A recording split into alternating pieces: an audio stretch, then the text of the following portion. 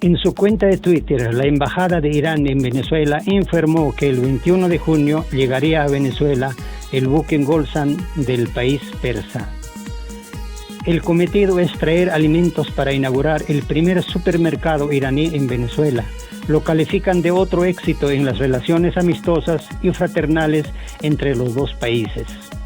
La noticia coincide con un reportaje de la agencia Bloomberg en el que se hacen eco de la firma de inteligencia de datos Kepler, que explica que pese a las restricciones impuestas por Washington, China sigue comerciando con petróleo venezolano. Un dato para cualquiera medianamente interesado en geopolítica. Las sanciones no solo vulnera, sino que deja a la Casa Blanca debilitado en su influencia regional y al margen de las decisiones de un poder político emergente. La alianza entre China y Venezuela potencia la expansión del gigante asiático. La energía de Venezuela sirve como en otros tiempos. Los recursos americanos sirvieron al viejo continente tras la invasión y a la consolidación del poderío chino en el planeta. Recientemente, China llamó a la cooperación internacional de la Franja y Ruta, y respondieron las Naciones Unidas, la Organización Mundial de la Salud y una nutrida mancomunada de países actuantes a la nueva ruta para la inversión financiera global. Pekín ofrece integración entre los socios, dar prioridad a la lucha contra la pandemia de COVID-19, fluidez en las cadenas industriales y de suministros, desarrollar el comercio electrónico, la construcción de ciudades inteligentes y cooperación para el desarrollo verde. En el actual orden en gestión, Venezuela seguirá jugando un papel relevante para definir de qué lado o sobre qué idea se inclina la balanza. La nación bolivariana puede o no aprovechar este contexto para consolidar su soberanía recuperada en las últimas décadas o sucumbir como colonia al nuevo orden mundial. Nadie tiene derecho a oprimir a otros. Ninguna hegemonía puede aplastar a ningún país, expresó Manuel López Obrador, presidente de México, al ser consultado sobre qué haría en caso de que el gobierno venezolano decidiera comprar gasolina a dicho país. Nosotros somos libres. México es un país independiente, soberano, tomamos nuestras propias decisiones y no nos metemos en las políticas de otros países, subrayó López Obrador. Tal parece que la nueva normalidad a la que nos aproximamos consistirá en que las naciones seguirán cimentando un nuevo curso de relaciones de cooperación internacional, más allá de que existan o no medidas coercitivas unilaterales de Estados Unidos.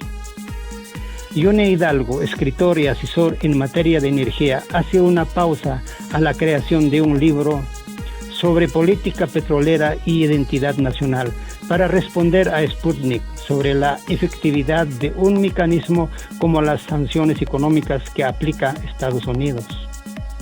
Las sanciones solo han servido para agravar la crisis económica que atraviesa Venezuela y limitar las acciones que pueda ejecutar el gobierno en pro de resolverla. Sin embargo, la nación venezolana utiliza su creatividad para encontrar la forma de sobrevivir con dignidad. El gobierno de Estados Unidos debe saber que con sanciones no derrocará al gobierno venezolano. Eso ya lo ha visto en Cuba, Irán, Rusia y otros países a lo que ha sancionado, explica. Para Hidalgo, el bloqueo económico contra Venezuela comenzó alrededor del año 2000 para atacar a la revolución bolivariana. Desde ese momento, el juicio del especialista, el Congreso de Estados Unidos no se ha detenido en acciones para configurar un marco jurídico injerencista, irrespetuoso del derecho internacional y muy coherente con los golpes de estados y invasiones militares que ha provocado en otros países de manera impune y descarada. Hidalgo realiza una cronología importante para entender la nueva etapa de medidas coercitivas aplicadas contra Venezuela, a partir de la llegada de Nicolás Maduro a la jefatura del Estado venezolano. Todas estas acciones para el investigador Hidalgo forman parte de una estrategia de desgaste con la que se pretende erradicar el chavismo, puesto que constituye en un movimiento que liberó a Venezuela del dominio colonial y por lo tanto promueve un orden mundial distinto al que proponen los intereses de las potencias occidentales. Las sanciones son ataques dirigidos a la nación más que al Estado. En ese sentido tampoco han sido efectivas porque la nación no acepta chantajes, puntualizó Hidalgo. ¿Qué nos está diciendo esta llegada de los buques iraníes a Venezuela? El apoyo irrestricto de China y Rusia sobre el futuro de la economía y del mercado petrolero. La historia demuestra que cuando se cierran unas puertas y otras se abren.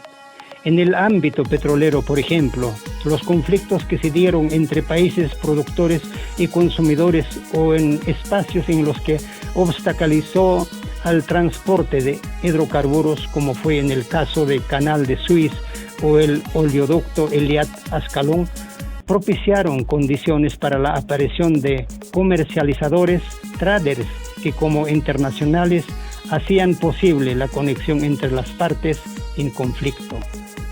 El caso más importante lo encarnó el empresario Mark Rich, a quien se le adjudica la creación del mercado de ocasión o mercado spot de hidrocarburos.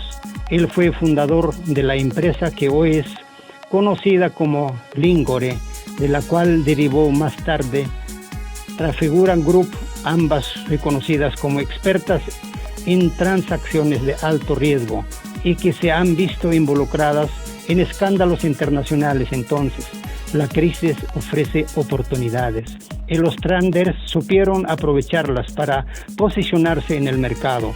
El gobierno de Estados Unidos decide entonces sancionar a las empresas que comercialicen con Venezuela para evitar que la internacionalización se convierta en una alternativa entre las sanciones. Por otro lado, ¿qué representa la alianza entre China y Venezuela? La continuidad de su intercambio pese a la prohibición estadounidense. Nadie puede negar que China es una potencia mundial y como tal necesita cuidar su posicionamiento en el continente americano. Si China permite que sus relaciones comerciales son países como Venezuela sean condicionadas por Estados Unidos, entonces su posición como país potencia no perduraría. Así es de lógico pensar que se encontrarán formas de ejecutar relaciones comerciales de forma limpia y transparente a pesar de las imposiciones estadounidenses. La civilización actual depende del petróleo y para que esto cambie debe aparecer una fuente energética equivalente en términos de la densidad de potencia hasta el retorno y costo. La otra forma es que cambie la civilización. Podemos estar seguros de que el petróleo será importante para el mundo por mucho tiempo. Sin embargo, Estados Unidos arremete contra los principales países productores y consumidores del petróleo, como Venezuela, Rusia y China, organizaciones como la OPEP. Esto está afectando a la configuración del mercado internacional de petróleo, que desde 1971 ha sido el soporte del dólar estadounidense como moneda de intercambio internacional. Así se puede pensar que el cambio del orden financiero internacional es inminente y es allí donde deberíamos centrar nuestra atención. Venezuela debe dar un salto hacia adelante en la revolución que se ha propuesto.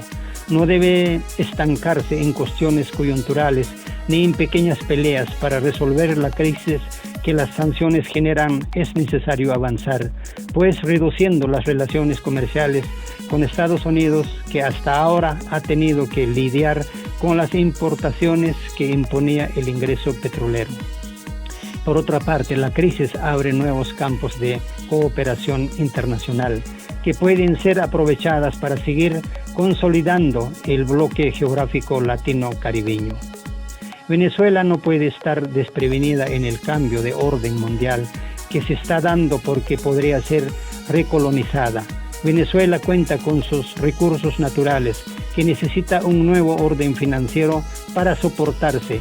No es solo petróleo, por eso siempre será objeto de los intereses imperialistas.